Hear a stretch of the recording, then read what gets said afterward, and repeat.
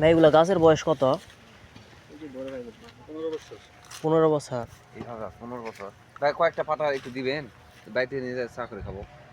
কয়েকটা পাতা না, পকেটে ঢুকে দেবো। এটা খাইলেও 2-1 দিন পরে খাই। যথেষ্ট। হয় কি করে রাখবো? খাই যাবে। কাউকে দেখেন না? না। তাহলে আবার চাবে। হয়, তাহলে আমাকে দাও। দেখা দেখি। ওই আসবে, কোথায় দেখলেন? আমাদের কাছে। এখানে যাই। 15 বছরের বাগান। 15 বছরের এই বয়স গাছ। সাথে আবার আমের চাষ আছে।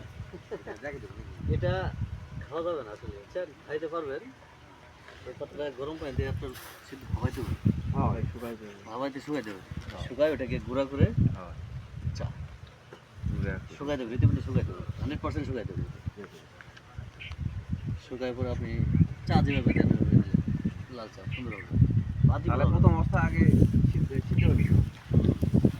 সিদ্ধ করে দিয়ে শুকাইতে হবে। হ্যাঁ, এই শাকটা যেমন ওইভাবে সিদ্ধ, কিছু শাক আছে না সিদ্ধ করতে দেয়, ওইরকম হবে।